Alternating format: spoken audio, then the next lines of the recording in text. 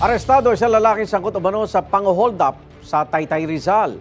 Sugatan naman ang kanyang kasamaan matapos makipagbarilan sa mga pulis.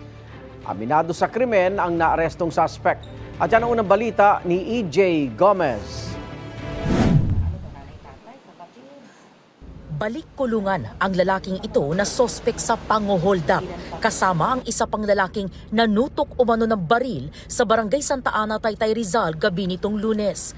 Sakay ng motorsiklo ang mga sospek nang harangin ang dalawang lalaking biktima sa Maytapayan Bridge ayon sa pulisya. Armed with a 45 caliber pistol, nag-declare sila ng hold up. And then they divested yung mga personal belongings ng victims. So nakuha yung mga victims natin ng cellphones and then cash. Sa lugar na ito malapit sa Tapayan Bridge, tinutukan ng baril at hinold up ng mga sospek ang dalawang lalaking biktima na pauwi na raw sana mula sa trabaho. Matapos ang pagnanakaw, tumakas sa mga sospek na nakorna ng mga pulis matapos ang mahigit 10 minuto sa bahagi ng C6 Road kung saan nangyari ang engkwentro. So nagkaroon ng short chase and then nung makorner yung mga suspect natin, bumaba sila sa motorsiklo and then they open fire sa mga pulis natin. Kaya nagkaroon ng armed confrontation that resulted to the wounding of the suspect na siya yung pumuputok sa pulis natin. Tinamaan yung suspect dito sa bandang leg, na nag-exit sa bandang pisngi niya.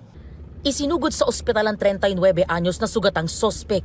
Inaresto naman ang kasama niyang 20 anyos na nagmaneho ng ginamit nilang motorsiklo. Na-recover sa kanila ang ginamit na baril at mga bala nito. Gayon din ang sinakyan nilang motorsiklo.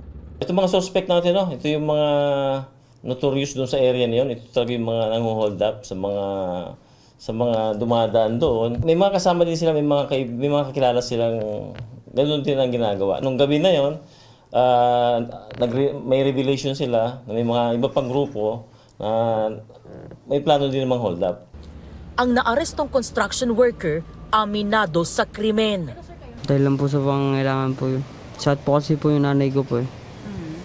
Niyaya lang din po niya ako para magkapera po daw. Pasensya na sana po sila sa mga nagawa ko po. Gupit lang po ako.